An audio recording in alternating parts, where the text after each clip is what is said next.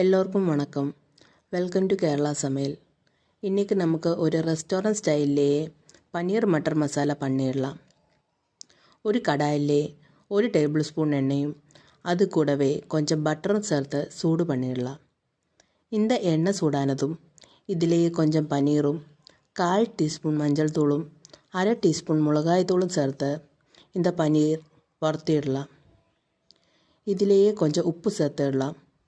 தோ பாருங்க, அந்த மசாலா எல்லாம் பன்னீர்லேயே சேர்த்து இந்த மாதிரியே பன்னீர் கிடச்சிருக்கு.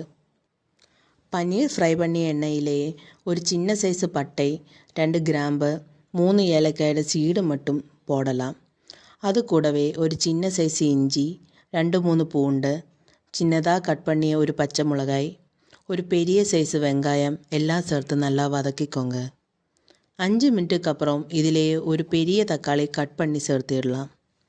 கொஞ்சம் தண்ணி ஊற்றி எல்லாம் நல்லா வேக வைக்கணும். இப்போ பார்த்தாலே வெங்காயம் தக்காளி எல்லாமே நல்லா வதங்கியாச்சு. இப்போ நமக்கு ஸ்டவ் ஆஃப் பண்ணி நல்லா ஆறுனதுக்கப்புறம் இந்த மசாலா பேஸ்ட் மாதிரி அடிச்செடுத்திடலாம்.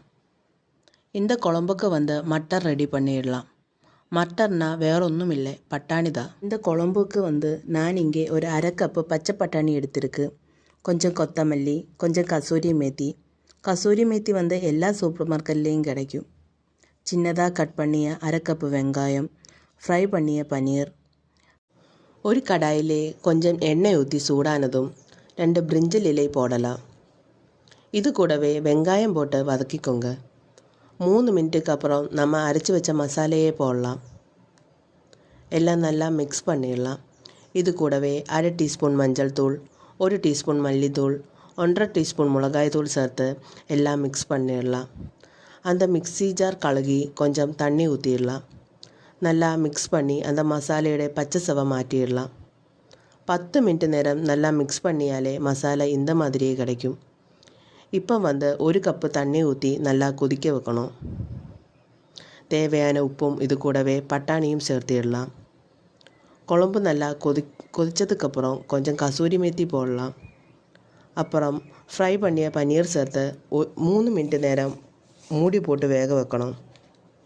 இதிலே 1/2 டீஸ்பூன் ஃப்ரெஷ் க்ரீம் சேர்த்துடலாம். இது கூடவே சின்னதாக கட் பண்ணிய கொத்தமல்லி இலையும் சேர்த்துடலாம். உங்கள்கிட்ட ஃப்ரெஷ் க்ரீம் இல்லைனால் 1/2 மணி நேரம் தண்ணியிலேயே ஊற வச்சா 5-6 முந்திரி நல்லா பேஸ்ட்டு மாதிரி அரைச்சி சேர்த்தாலும் போதும். இப்படி பண்ணும்போது நமக்கு நல்லா கெட்டியான குழம்பு கிடைக்கும். இப்போ நல்ல சுவையான பன்னீர் மட்டர் மசாலா ரெடி ஆயிடுச்சு. இது சப்பாத்தி கூடவேயும் ஃப்ரைட் ரைஸு கூடவேயும் சாப்பிட்றதுக்கு ரொம்ப டேஸ்டியாக இருக்கும். நீங்கள் எல்லோரும் கண்டிப்பாக வீட்டிலேயே ட்ரை பண்ணி பார்த்துக்கோங்க. உங்களுக்கு இந்த வீடியோ பிடிச்சிருந்தா மறக்காமல் நம்ம சேனல் சப்ஸ்கிரைப் பண்ணுங்கள்.